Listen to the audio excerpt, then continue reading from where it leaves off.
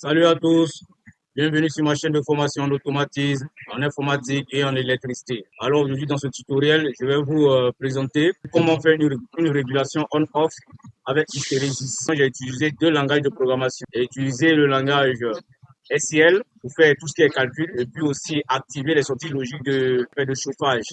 Et j'ai utilisé le langage LADR pour assurer la programmation des sorties logiques de refroidissement. Il faut aussi noter que le langage SCL, c'est un langage très poussé, utilisé par nous les informaticiens. C'est un langage qui est semblable au langage PHP qu'on utilise pour la création de sites web, création de bases de données, etc. Donc, je vais vous présenter le programme et voir comment cette régulation-là fonctionne. Voilà ici le programme qui a été dans le réseau 1. Je fais calcul de la température actuelle et ajouter l'hystérésis.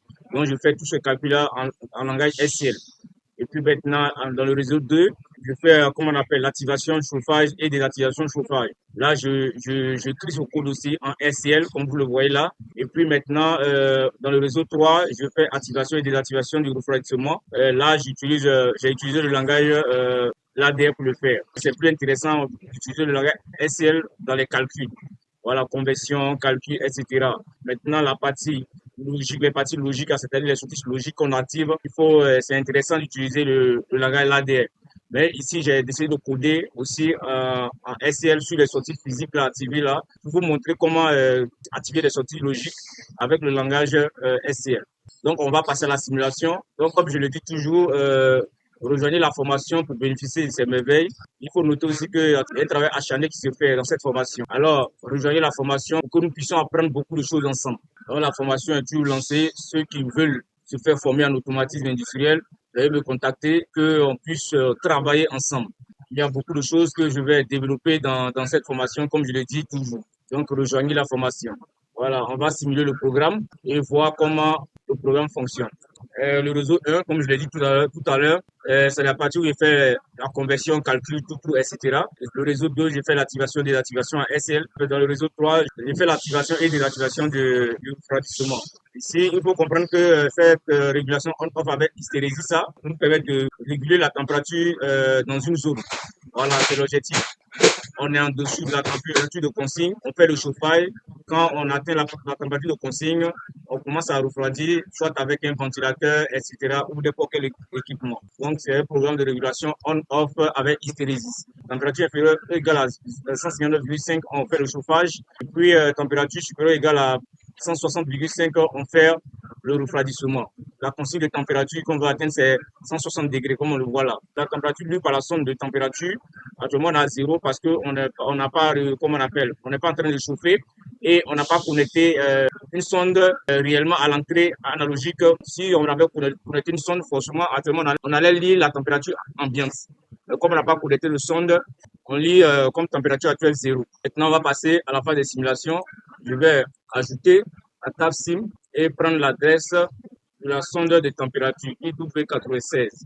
Je mets 100 par exemple. Voilà, on va dans le programme. On vient dans le main ici pour voir l'adresse IW87 qui a été utilisée. Voilà, voici les 100 que j'ai entré. Et en ce moment, vous voyez que le chauffage est activé. Le chauffage est activé parce qu'on est en dessous de 159,5. Si la température est inférieure à 159,5, on fait le chauffage. Quand la température va atteindre 160,5, on va faire le refroidissement. Maintenant, la consigne, la cible qu'on va atteindre, c'est 160. Voilà. Mais avec l'hystérésis, on va réguler entre 160,5 et puis 159,5. Et actuellement, la température qu'on lit, c'est 4,34. Donc, je vais augmenter. Je vais entrer une nouvelle valeur, 2000. On regarde ici, 2000, voilà la température actuelle 86. En ce moment, là, on fait toujours le chauffage. Vous voyez, le Q0.0 chauffé est toujours activé. Le refroidissement est toujours chauffé. Voilà, parce qu'on n'a pas atteint les 160,5 degrés. Alors, je continue, je vais mettre 4000. 4000, vous voyez que ici on a 173,61. Ici, on a excédé 160,5 parce que c'est pas la sonde de température qui lit. Et réellement, cette température, c'est les valeurs qu'on entre. Si c'était une sonde réelle qui était connectée, on allait osciller entre 160,5 et puis 159,5. Donc ici, par exemple, je diminue un peu cette consigne. Et voilà, ici, on peut regarder au niveau Voilà, la sortie Q0.0 est désactivée et la sortie Q0.1 est activée. C'est pour dire qu'on fait le refroidissement. Je mets une autre valeur ici, par exemple 3800. 3800, on lit combien 164, vous voyez. Et je mets par exemple 3700, 160,5.